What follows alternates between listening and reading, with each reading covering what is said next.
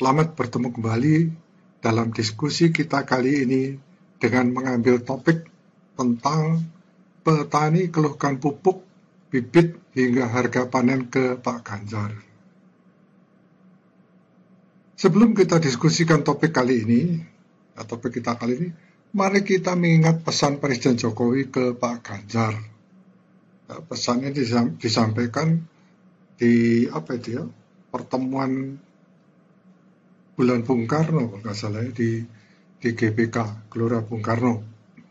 Pada waktu Pak Ganjar dipilih menjadi calon presiden dari PDI Perjuangan. Pak Jokowi menyampaikan bahwa nanti kalau Pak Ganjar sudah dilantik jadi presiden, harus langsung kerja, langsung gaspol. Nah, rupanya setelah itu kita lihat Pak Ganjar mengabaikan pesan Pak Jokowi itu. Setelah Pak Ganjar diumumkan sebagai calon presiden pilihan PDI Perjuangan, Pak Ganjar belum dilantik jadi presiden, atau bahkan belum menang. Meskipun saya yakin kalau Ganjar Mahfud pasti menang, tetapi Pak Ganjar sudah gaspol, belusuan ketemu masyarakat, mengumpulkan data dan aspirasi rakyat. Pak Ganjar tidak peduli apa kata orang, tidak peduli banyak kritik yang dilontarkan. Yang penting buat Pak Ganjar adalah siap bekerja untuk kepentingan rakyat. Nah, rupanya pesan Pak Jokowi yang diterjemahkan oleh Pak Ganjar seperti itu tadi. Jadi setelah dilantik menjadi presiden langsung gaspol. Artinya semua sudah siap, langsung gaspol.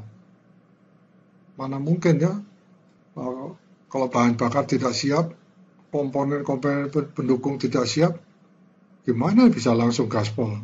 Rupanya itu yang diterjemahkan oleh Pak Ganjar.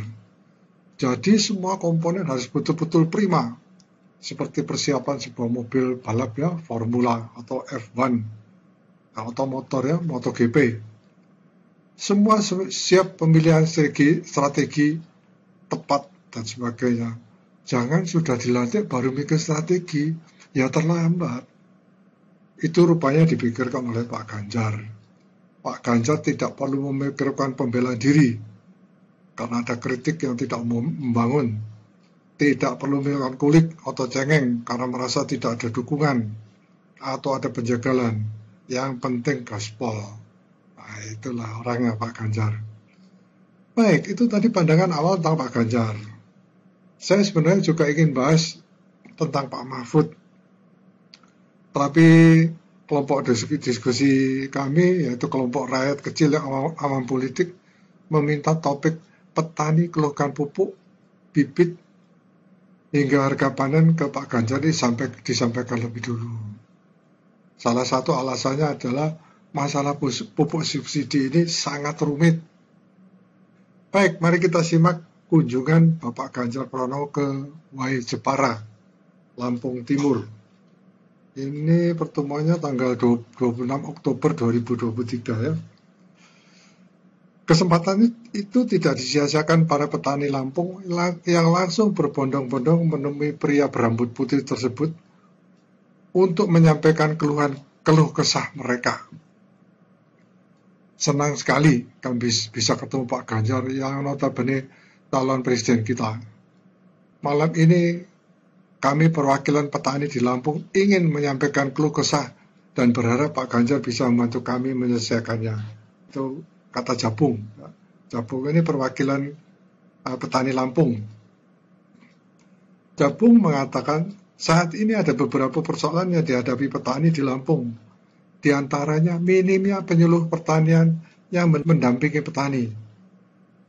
Padahal kita punya banyak sekali ya sarjana pertanian dari beberapa perguruan tinggi di Indonesia. Padahal di tengah musim yang tidak menentu seperti sekarang ini, peran penyuluh pertanian sangat dibutuhkan. Itu kata Jabung ya.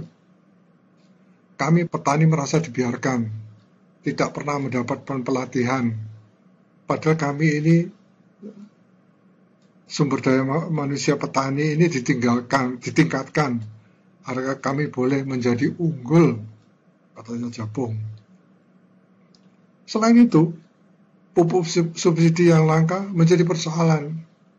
Selama ini petani kesulitan untuk memperoleh pupuk bersubsidi. Selain berharap kuota pupuk subsidi ditambah, kami ingin ada pelatihan. Sebenarnya kami ingin dilatih membuat pupuk organik dengan bahan yang ada di sekitar kami. Ini usulan yang bagus juga ya dari para petani. Ya, mungkin perlu oleh Pak Ganjar ini. Perlu ditanggapi, perlu ditindaklanjuti. Sebab kami tidak ingin bergantung terus pada pupuk kimia, kata Jabung. Persoalan bibit juga menjadi masalah serius yang mereka hadapi. Tolong Pak, bibit harganya selangit. Bibit jagung saja per 5 kg harganya 500.000. Wih, mahal banget ya. Belum lagi pupuk, biaya produksi lahan dan lain-lainnya. Waktu panen harganya anjlok. Tegas Jabung. Dalam kesempatan itu, salah seorang petani juga mengeluhkan harga pasca panen. Kami sebenarnya tidak masalah pupuk mahal, bibit mahal, tapi pada waktu panen, harganya tolong jangan anjlok, harganya yang sepadan lah. Tidak seperti sekarang, pasca panen harganya anjlok, ya, kata Made Swastika, petani Lampung lainnya. Ganjar tampak serius mencatat dan mendengarkan semua persoalan yang disampaikan para petani Lampung ini. Dia menjawab semuanya dan memberikan solusi dengan baik. Soal kurangnya penyuluh misalnya, Ganjar sepakat bahwa Indonesia memang kekurangan penyuluh pertanian. Karena itu penyuluh petani harus ditambah. Soal pupuk langka, Ganjar mengatakan bahwa stok pupuk memang sedang menipis. Banyak pupuk bersubsidi yang tidak tepat sasaran. Banyak petani bermodal besar yang membeli pupuk bersubsidi itu. Itulah pentingnya data. Saya di Jateng, Jawa Tengah, sudah membuat kartu tani untuk mendata semuanya itu. Siapa tanam apa, di mana, berapa luasnya, dan kapan panennya. Kalau data itu bisa presisi, persoalan pupuk bersubsidi bisa tepat sasaran. Begitu kata Pak Ganjar. Pak Ganjar mengatakan harus ada kemitraan antara petani dan perusahaan besar agar petani mendapat harga yang pantas. Ganjar juga mendorong para petani agar tidak menjual hasil secara mentah, tapi menjadi produk olahan yang memiliki nilai jual tinggi. Pada kesempatan yang lain, pada kesempatan sebelumnya, Presiden Joko Widodo mengakui para petani masih mengeluhkan sulitnya mendapatkan pupuk bersubsidi. Padahal pupuk diperlukan untuk meningkatkan dan mempercepat pertumbuhan tanaman pertanian. Kondisi ini disampaikan Pak Jokowi saat mengunjungi lokasi panen raya di Kebumen, Jawa Tengah. Itu pada bulan Maret, kalau tidak salah, 9 Maret 2023. Selalu saya kemarin ke Kabupaten Bandung yang dikeluhkan pupuk. Ya, selalu pupuk yang dikeluhkan. Di sini tadi yang dikeluhkan pupuk. Baik harga maupun barang sering tidak ada. Utamanya yang pupuk bersubsidi, kata Pak Jokowi. Presiden Jokowi menyebut kebutuhan pupuk nasional adalah sekitar 13 juta ton. Namun industri pupuk dalam negeri hanya mampu memproduksi 3,5 ton. Sisanya 6,3 ton harus diimpor.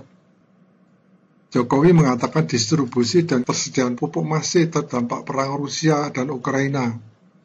Dua negara ini merupakan pemasok pupuk terbesar di dunia. Artinya apa? Memang kita masih kurang pupuknya.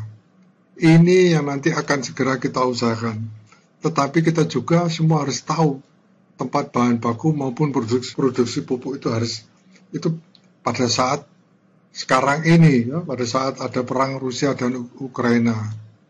Ini problem yang dihadapi semua negara di dunia. Salah satu lagi adalah pengawasan lemah. Berdasarkan pengawasan Ombudsman RI, ada sejumlah faktor yang jadi penyebab petani sulit mendapatkan pupuk subsidi. Anggota Ombudsman RI, YK Hendra Fatika, menyebut salah satunya adalah pelaksanaan standar operasional prosedur pengawasan distribusi pupuk subsidi yang belum berjalan.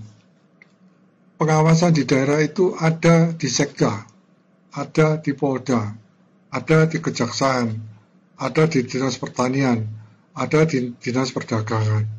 Oh, ini kembali lagi ya masalah birokrasi. Pertanyaan saya, kata YK, siapa yang menjadi dirigen? Siapa yang menjadi arsitektur pengawasan? Sehingga pelaksanaannya terjadi, pengawasan itu akhirnya dilaksanakan secara sepihak. Jika menduga ketiadaan sektor pemimpin dan pos anggaran untuk pengawasan menjadi persoalan lemahnya pengawasan. Kepolisian jalan sendiri, kejaksaan jalan sendiri, dinas yang lain-lain jalan sendiri. Tapi tidak ada yang menjadi dirigen, yang mengatur. Mengapa tidak ada yang mengatur? Karena persoalan anggaran. Persoalan lain adalah proses pendataan penerima pupuk bersubsidi yang tidak maksimal. YK Hendra mengatakan, masa pendaftaran dan pendataan petani penerima pupuk subsidi terlalu singkat. Itu salah satu sebab tidak semua petani menerima pupuk subsidi. YK mengatakan stok pupuk subsidi secara nasional saat ini 300.000 ton. Tetapi berdasarkan rencana definitif kebutuhan kelompok dan elokasi hanya ada 165.000 ton pupuk ya. Nanti kami akan menyurati Kementerian Pertanian untuk membuka elokasi khusus untuk mengupdate agar tidak terjadi nantinya kelebihan stok bersubsidi yang tidak bisa digunakan. Sayangkan berarti ada petani yang seharusnya mendapatkan akhirnya tidak dapat. Nah, demikian kata YK.